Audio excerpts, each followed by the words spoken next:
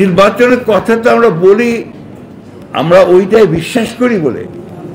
আমরা বিশ্বাস করি যে আপনার একটা লিবারেল ডেমোক্রেটিক পার্টি হিসেবে আমরা গণতন্ত্র প্রতিষ্ঠা করতে চাই, সেটার একমাত্র পথ হচ্ছে গণতান্ত্রিক উপায়ে জনপ্রতিনিধিদেরকে নির্বাচিত করে তাদেরকে পার্লামেন্টে পাঠিয়ে তাদের কাছ থেকে আপনার দেশ পরিচালনা করতে হবে, এবং তারাই চালাবেন, তারাই সব কিছু করবেন। উত্থান পতন ঘটবে, কিন্তু একদম বাদ দিয়ে আবার এটাকে ঠিক করতে হবে, ওটা ঠিক করতে হবে, করতে গেলে দেখবেন যে আমরা যে লক্ষ্য করছি সেটা ঠিক মতো কাজ করছে না। তাই আমরা রাজনৈতিক দল হিসেবে আমরা উপলব্ধি করেছিলাম আগেই, আমরা আপনার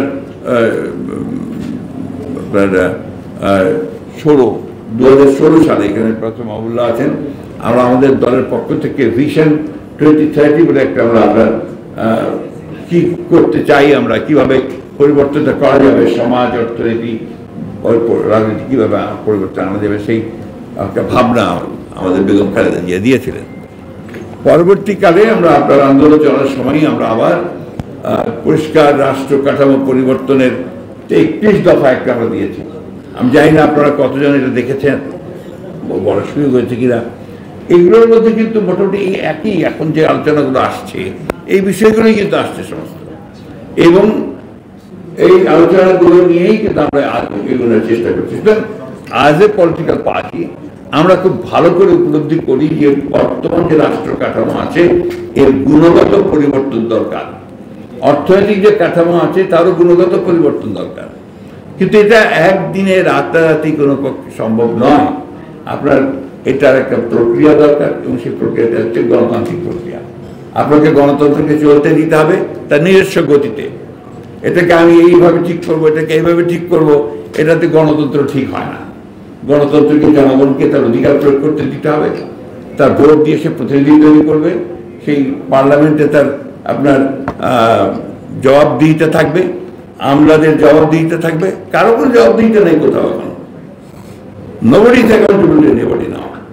তো সেই জন্যে এই গণতন্ত্রের প্রক্রিয়াটাকে চলতে দিতে হবে, এবং আমার মনে হয় যে বিলম্ব না করে অতি দ্রুত ওই প্রক্রিয়াতেই আমাদের যাওয়াটা বোধহয় সবচেয়ে বেশি সমীচীন। এ নিয়ে আমাকে অনেক অনেক অনেক কথা বলে, আমাদেরকে বলে আমরা শুধু আপনার নির্বাচনের কথা বলি। নির্বাচনের কথা তো আমরা বলি, আমরা ওইটাই বিশ্বাস করি বলে। আমরা বিশ্বাস করি যে আপনার একটা লিবারেল ডেমোক্রেটিক পার্টি হিসেবে আমরা গণতন্ত্র প্রতিষ্ঠা করতে চাই, সেটার একমাত্র পথ হচ্ছে গণতান্ত্রিক উপায়ে জনপ্রতিনিধিদেরকে নির্বাচিত করে তাদেরকে পার্লামেন্টে পাঠিয়ে তাদের কাছ থেকে আপনার দেশ পরিচালনা করতে হবে, এবং তারাই চালাবেন, তারাই সব কিছু করবেন। ভুল ত্রুটি থাকবে তো ওর মধ্যে থেকেই সেটা ঠিক হয়ে আসবে, তার প্রক্রিয়ার মধ্যে দিয়ে। আপনি জাস্ট আমি একটু উদাহরণ দিয়ে আপনার ভারতবর্ষের কথা চিন্তা করেন, অনেক সমস্যা, কিন্তু ভারতবর্ষে আজ পর্যন্ত ওরা কিন্তু আপনার গণতন্ত্রকে বাদ দিয়ে অন্য কোনো কিছু চিন্তা করেন, যার ফলে তাদের কিন্তু একটা বেসিস ফাউন্ডেশন তৈরি হয়ে গেছে।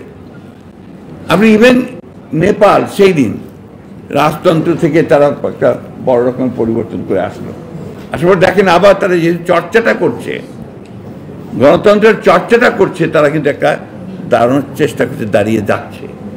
এই বিষয়গুলো শ্রীলঙ্কা একই ঘটনা।